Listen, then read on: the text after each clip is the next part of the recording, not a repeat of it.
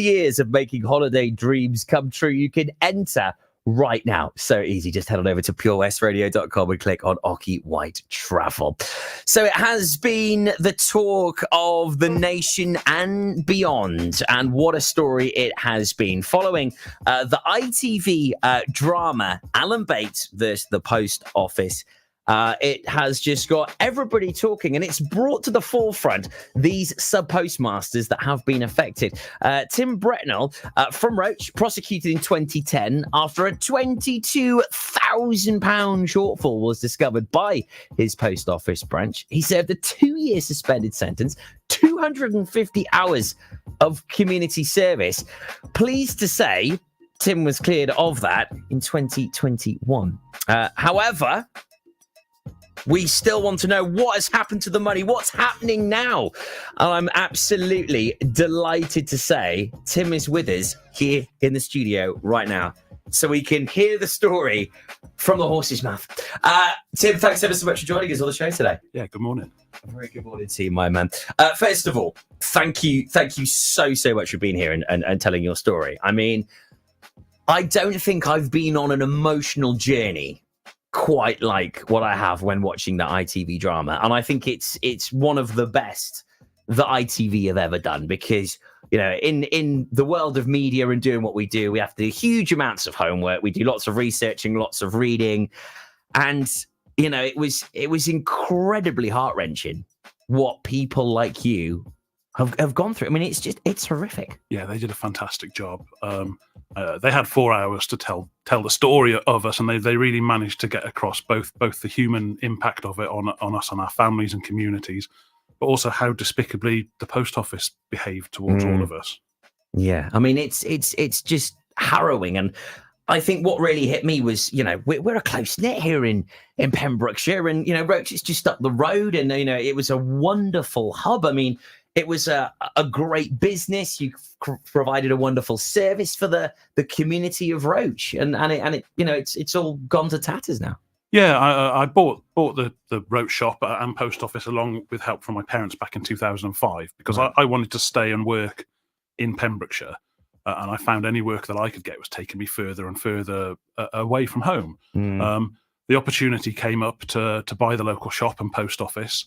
At the time, I was saving for a house, so we sort of pooled our savings together and bought the business. And for the first 5 years, it ran really well. I built the business up. I mean, it was already a successful village shop, but we started to try and diversify and try new things, and really started to increase turnover and the services that we were offering to the community. Up until the point where these auditors arrived from the post office and really turned the world upside down. So when you took over the business in 2005, it was already a post office, but you had the convenience store sort of bolted on. Is that sort of right? Yeah. It was three things. It was a small fish and chip shop on one end. There was a little bungalow where I lived in the middle, and then quite a large village stores. We sold a bit of hardware, firewood, coal, sundry supplies, bread and milk, papers, and quite a busy little post office counter. I remember numerous times sort of going to gigs in Brawdy and nipping in just to grab a sarnie on the way to my gig or whatever. It was a wonderful shop, and you know, I know from speaking to residents of Roch, you know, how much it's missed. Yeah, definitely. And what the post office did to me is a huge part of why the shop eventually had to close. We tried for, when I say we, I mean me and my family and the part-time staff that we had, tried for the last decade to keep it going. But, you know, after I was prosecuted, the hours of the post office were cut by the post office to almost just 3 mornings a week, which in the end became unsustainable. So where did it all start to go wrong then? I mean, we saw in the drama, you know, you were told you were the only one. I think that's the underpinning sort of resonant here is, you know, you're the only one. So how did you first, you know, hear that, you know, apparently you owed money to the post office? Yeah, well, without boring everybody and going through the minute details of it, in 2009, I had an audit, which they conduct unannounced normally because they have it's the standard practice. Yeah, I mean, we're handling lots of public money, so it's only fair that these things are checked. The first audit that I had, there was I say slight, but it's not a slight. There was a £6,000 discrepancy between what the post office said I should have and what I had there physically. And the auditors tell you, well, it's a large amount, but it's not by any means, a troubling amount compared to what we have seen. Wow. Pay that back, and you can carry on. So was this in person? Was it by letter? Yeah, in person. They arrive one yeah. morning in a car, a pair of them, do the audit, and they say there's a discrepancy. We sort of said, well, I said, I don't understand what's happened here, but okay, we want to carry on trading. We can perhaps get to the bottom of this. We paid the money out of the business profits account and carried on. A few months later, what they call a transaction correction arrives, which is normally for if you've miscounted your stamps or perhaps you've unaccounted a special delivery label or something like that. Normally a couple of quid. This one arrived for £22,500. Wow. And you think, I mean, let's go back to the £6,000 for just a moment. Did you ever think that, hang on a minute, we're good at running this. It's successful. We've got cash in the bank. We're providing a great community service. How on earth are we £6,000 short? What was your sort of thought process when they first approached you with that? Yeah, well, we were waiting for an explanation on it. The sub-postmasters contract, which has since been declared by a High Court judge to be completely unfair, and they don't follow it now. The irony. Yeah, says that as the postmaster, you're responsible for any losses. Yeah. So for you to continue to trade and serve your customers, we had to make good that loss. So we could afford to do it, so we did it, hoping that there would be some sort of investigation or explanation forthcoming afterwards. Then this £22,500 correction arrived, which obviously it makes you sit up and take notice. Yeah. And you think, oh my God, what's happened? My mistake was when that correction arrives in the morning, you're given a choice of saying, yes, I've put the money in, or I haven't put the money in, but I owe to you, and then they take it out of your wages. And I thought, well, knowing I hadn't done anything dishonest, but with a queue of people coming at 9 o'clock to use the post office, I just to allow me to trade, I clicked, well, I've put the money in. I hadn't got £22,500. My plan was to go to the post office and say, what's happening. The next day, auditors arrived, did an audit, and I said, well, this loss is going to be there. And they said, well, you have to pay it back. I said, well, I haven't got it. They said, well, you've clicked that you've got it. So if you haven't put it in, that's theft. Put it in or you'll be charged with theft. So your world falls out then. Initially, it's almost like firefighting. We had to raise the money to stop this theft charge, assuming that there would be a sort of a process or an investigation of what had actually happened, where the mistake was, whose mistake it was, did they owe us that money back, was it a mistake that I'd made, etc., etc. Except, as we now know, and I know how hindsight's a wonderful thing, they didn't investigate it. They were only interested in recovering these monies because the contract said we were liable for it. So did you contact Horizon? Did you have issues with the software, or were you just using it and these large amounts were just sent your way? What was your sort of experience with the software? Yeah, at the time, I didn't assume that it was a software problem. I didn't have any knowledge that anyone else was having these problems. Certainly when I was interviewed by both the HR side of Post Office and the Post Office investigation team, I put across that I was of the opinion that I hadn't done anything dishonest, but I couldn't explain where it had come from. As soon as I raised the point that could it be a problem your end, perhaps not specifically the software, but just saying, how do we investigate this? How do we find out what's gone on? The investigator very quickly said, well, you're the only person that's having these issues. So it's not a problem our end. It's got to be something you've done, which immediately makes you start to look introspectively at yourself and almost doubt your own memory of things and think, well, is it a mistake? It's not dishonest or stealing, but have I made a mistake somewhere in the accounting that's created this problem that I'm being held liable for? That's incredible. If you've just joined us, you're locked into the Daytime Show with me, Tobes. We've got a very special guest with us, Tim Brentnall, sub-postmaster at the Roch store, hearing his story. Get in touch with us now if you'd like to comment on the socials. And, of course, get in touch as well on your WhatsApp, 01437 764455. I mean, a remarkable story that just took the nation just by shock and horror. But then I guess to the sort of, the ramifications of that at last there was some sort of light at the end of the tunnel when you found out that you weren't the only one. Yeah, so I had to plead. I was never charged with theft because we paid the money back, but they then charged me with false accounting, which boils down to pressing that button to say that they put the money in. Although, actually false accounting needs some sort of criminal intent really behind it. They didn't tell us that at the time. They charged me with fault accounting. They didn't disclose any kind of great detail on it. So the barrister that I had couldn't mount any kind of defence. And his advice was that if you stand up in a Crown Court and plead not guilty, a jury is basically going to believe the Post Office because, when the charge comes through, it's Tim Brentnall versus the Queen. Who are the 12 people going to believe? You'd have to go a very long way to convince them that you hadn't had a problem.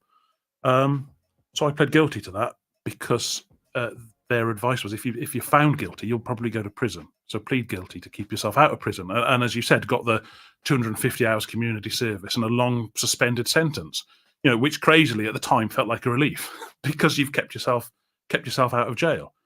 It was about 8, maybe 10 months later, somebody, I think it was my mum, but it could have been a loyal customer, came and said, "Have you seen this?" And it was either in Private Eye or a sort of retail periodical that comes out. There was a little sidebar that said that there's a sub-postmaster from North Wales who has started this campaign because he believes people are being criminalised or paying money back because of a computer problem.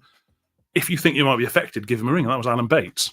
When I rang him, so I thought, well, you're still self-doubting yourself, but I thought I'll ring him and tell him what's happened and see if he knows if I fit in with his group or where he can perhaps point me to.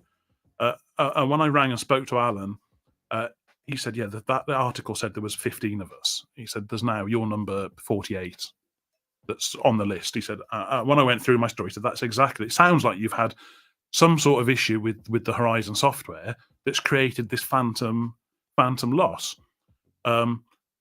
At that point, you start to think, well, hang on, perhaps it isn't my fault. Perhaps, the anger comes then and the disbelief that how has this happened?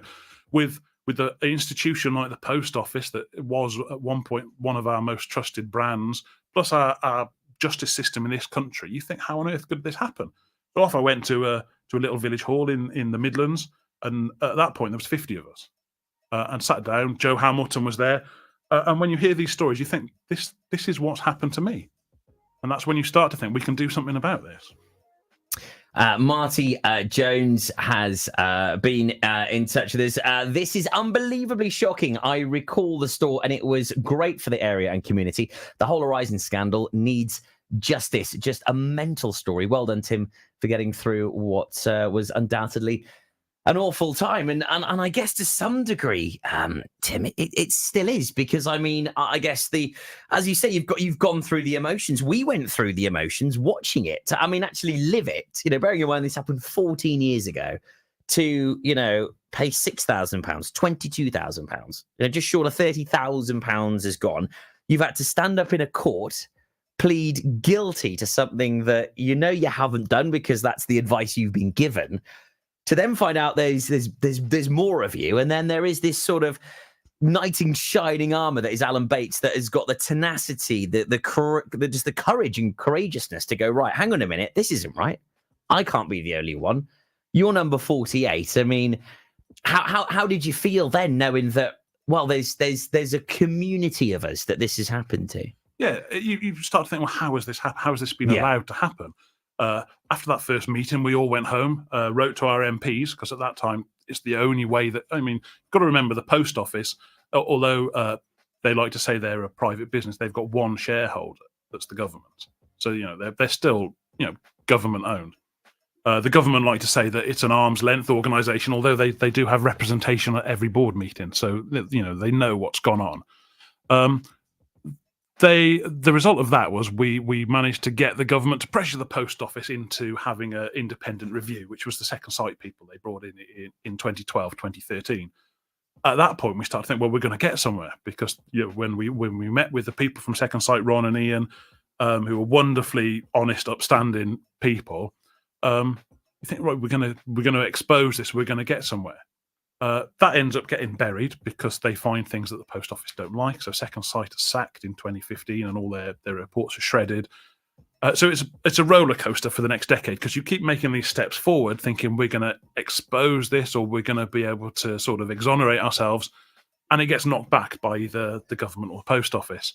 I don't think they ever thought we'd manage to get, as a group, the funding that we needed for what the ITV drama portrayed. We got 500 or 555 of us, and managed to raise funding through investment bankers or hedge funds or whatever they're called. They fronted up the money for it, and we managed. Alan managed to get his case to court, which totally blew the doors off what the Post Office had been doing, and without that, we wouldn't be in this position, because it is on a direct result of those trials that people like myself with convictions managed to take them to the courts of justice in London and have them quashed.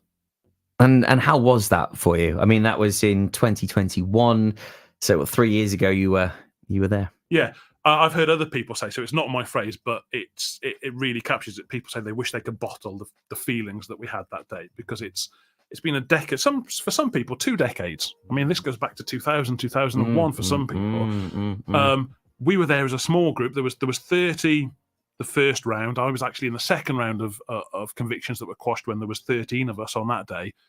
And you think, now at that point, that was the most important thing for all of us, getting our names cleared, so we could say to people, we're honest, we're upstanding people again. That was the big trouble of pleading guilty, because when obviously a Post Office is the centre of the community, people were seeing me there in Roch every day dealing with their Post Office stuff, and then all of a sudden I'm gone, and there's a temporary sub-postmistress has been brought in. So everyone's saying, where's Tim? What's happened?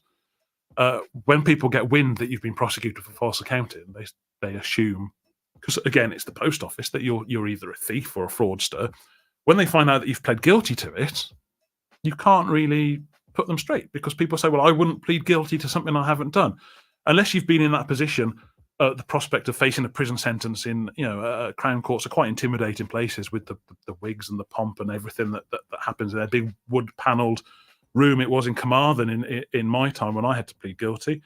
The fear of prison, can make you do things just to escape it. And unless you've stood there yourself, I don't think anyone would understand the pressure that you're under to try and keep yourself out. But I can also see it from the other side, where if someone was saying that to me, you think, well, if you hadn't done something, why are you pleading guilty to it? And let's not forget, that was the advice you were given, from a barrister. Yeah, I went to the barrister saying, I'm going to plead not guilty, and this has happened, to make them prove this has happened, and et cetera, et cetera. And he said he had a spreadsheet which the Post Office had disclosed to him, which was just numbers, no headings, nothing. He said, how can I mount a defence with this piece of paper? He said, if he sat me down, the second time I saw him, he said, if you go into Crown Court and plead not guilty, you will be found guilty, because we can't defend this accusation, and you will go to prison. And that sort of changes your mind, perhaps. Yeah.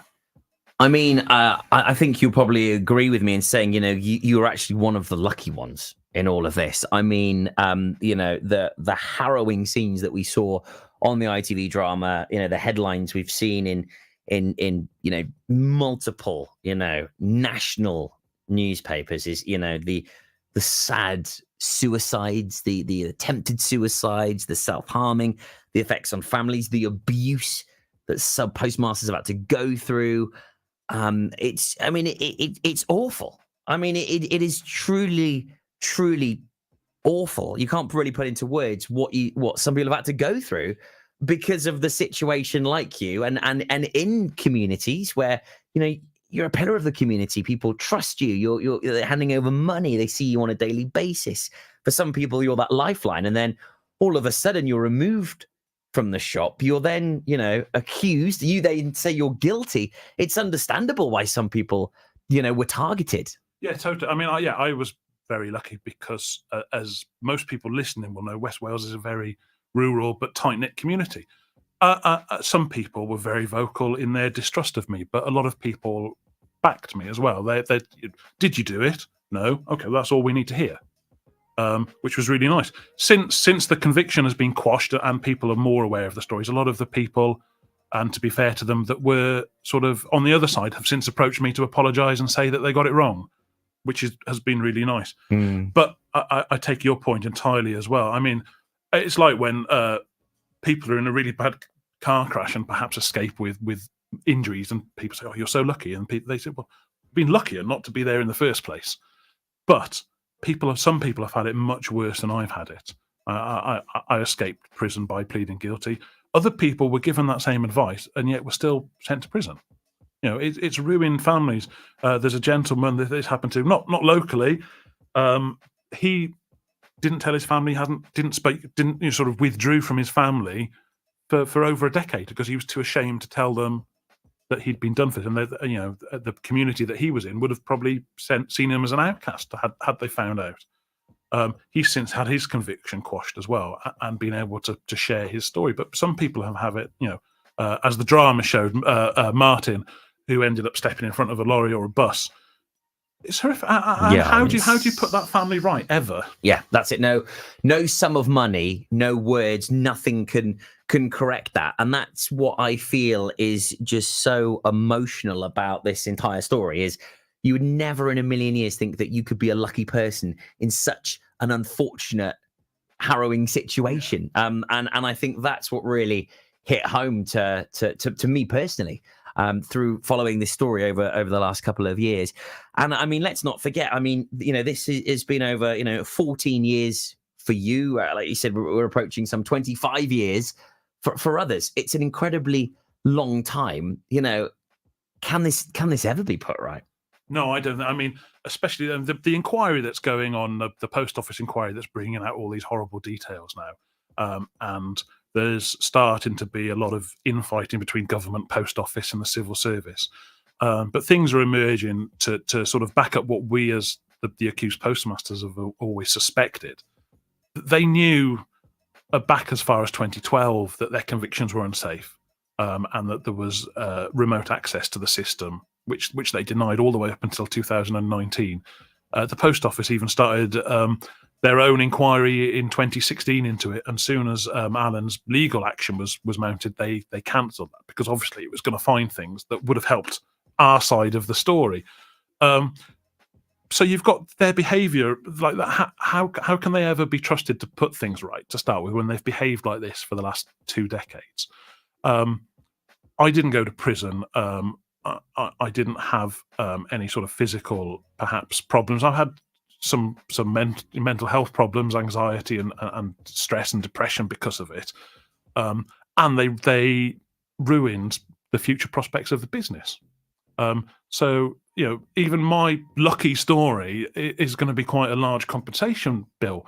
But as you were alluding to, people that have been in prison, people that have self-harmed, people that have had more severe mental health problems or family problems, I don't see how it can ever be properly compensated, because how do you put a figure on someone's life? Yeah, that's it. I mean that's it. I mean, how would you be able to put a figure on what you've been through? Because it is just it's truly awful. And I mean, although there's the £22,000 bill, there was the £6,000 bill, but how do you then quantify the knock-on effect of what this has had to you, to your family, to the community of Roch, to the community of Pembrokeshire? We've lost a community hub, a post office, a chippy, a residential area. I mean, you can't put a figure on it. I mean, it is impossible.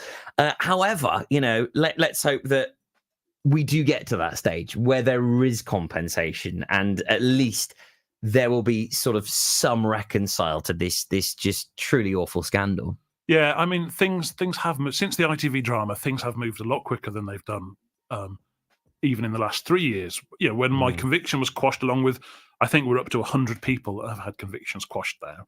you think, okay, well, your solicitors get involved and say, right, now we start the process of putting you right. So far, for people with convictions that have been quashed, my claim hasn't gone in yet because we've spent the last 3 years building it with the solicitors, because the Post Office and therefore the Department of Business and Trade or the government are making us try and quantify and evidence every loss that we've got. It's quite hard for me going back 14 years ago. Yeah. Some people have got another 10 years on that. My claim's almost ready to go in. I'm actually going to London next week to speak to a select committee that are looking at this in Parliament. They've asked me and another postmaster to go up and explain what's happening. His story's slightly different because he was made bankrupt. So everyone splits into these separate camps as we go forward. Yeah. But it's not happening at the pace that it needs to. I'm 42 and I can afford to wait. A lot of people that were in the autumn of their lives passed away, haven't they? Yeah, and some people have died without receiving, what they're due. It's harrowing. It's so very sad. But Tim, thank you for sharing your story with us today. I mean, it's just remarkable, and it's affected so many people, and it's such a shame the ripple effects that it's had on so many people. But I hope that you do get your justice. I mean, I know you've had part of it, and I know no sum of money can ever really rectify what's happened.